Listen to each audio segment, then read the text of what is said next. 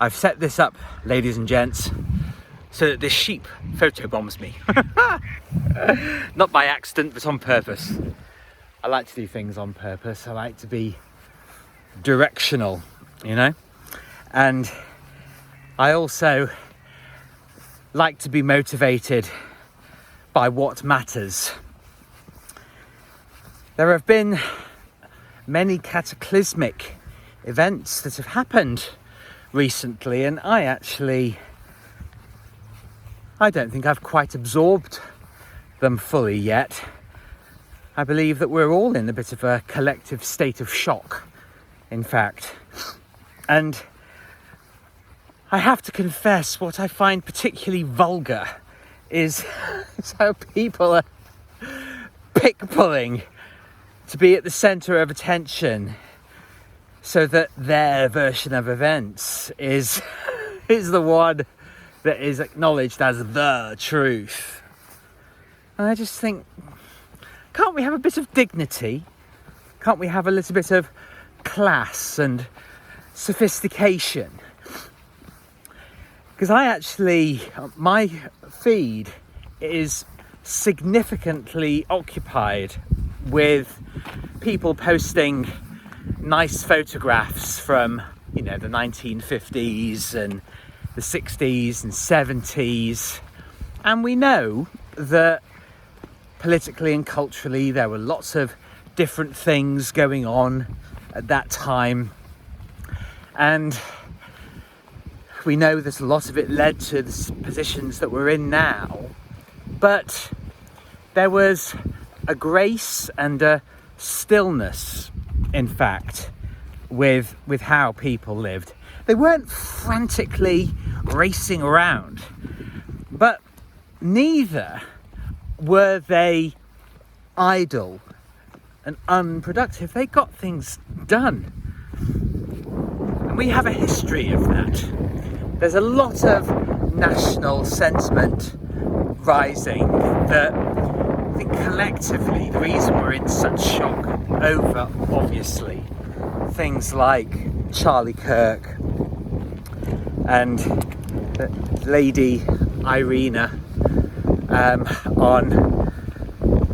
the train in the States, you know, and it is, what I don't like is it's not just the indignity with which people are behaving, but it's also this desperate speed that people believe that they've got all of the answers all at once. It's so arrogant. And I just think it's just really, it's sort of almost childish, the way that people are sort of judgmentally pointing at people and saying, oh, you're normie, and oh yeah, there's a hole in that argument, and just being really crass.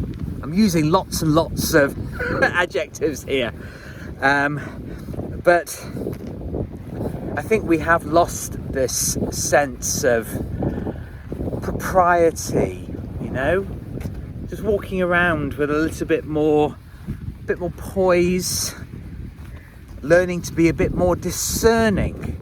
We just sort of want to jump on absolutely everything. And I think there's kind of almost a mania about it. It's almost like cultural schizophrenia. You know, everybody's just trying to do everything and be here and be there. And it's just, no. Stillness, grace. We want the adults back in the room. I think we've been craving, you know, just a bit of sophistication in the room, please. It would be nice. Some humility.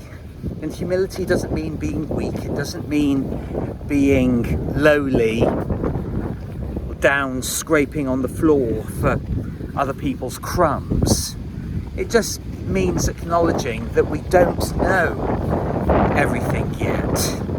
There's a huge amount of hubris that people are indulging themselves in, and, you know, going on podcasts and pontificating over people, forgetting actually a lot of the time, just checking behind the camera there, forgetting all the time as they, you know, looking down on the lowly masses, that they too were in a stupor about the reality of the world, truthfulness of the proceedings.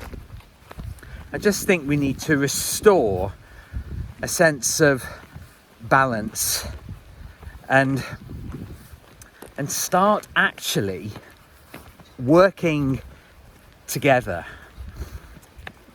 I've had a really fantastic day today because all of the different parts of my life have been satisfied, and I feel really grateful, and I feel completely in the flow of life. It's what I want to promote for you, that you don't have to fall to the level of scurrying around and desperately trying to disprove things all the time. We need to remember noble values, noble motives, you know, the pursuit of beauty and, yes, truth, but not in an egotistical way.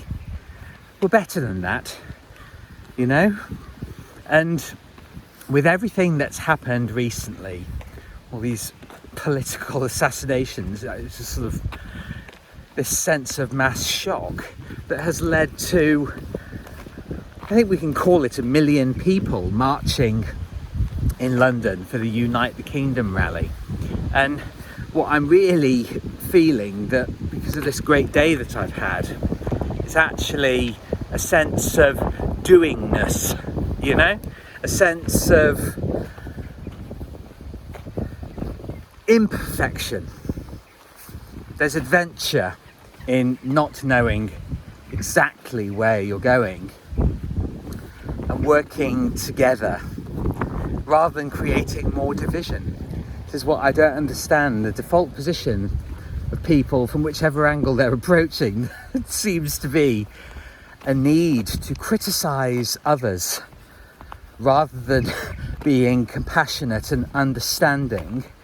And we all have the opportunity at any time to devote our energies to solutions, to getting things done, rather than sort of wishing away and whiling away hours and hours and hours each day in sowing, you know, disrepute and being very, very verbose today. But every single day, every single breath is an opportunity to make things better or worse. And I do see that ego arises out of the mistakes that you feel that you've made and trying to make up for lost time. But I do firmly believe, and still do, I really feel it more and more, that you have to go through absolutely everything to understand your place in the world, what your purpose is, and how you can actually deliver your message. And the truth is, a message is far better sent and received from a friend rather than from a foe. So if there are any relationships, and I've just done this myself, messaging a friend, there are any relationships to restore and repair, be the proactive one and do it. Send an olive branch, extend a hand out in reconciliation and love. The world definitely needs a lot more unity and bridges being built, you know, by those who do actually want to make a genuine positive difference. There are many of us, and I want to be one of those people.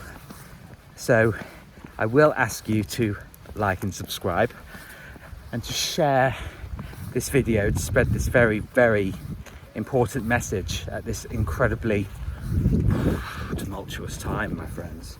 Incredibly. We all have the opportunity of actually shaping things.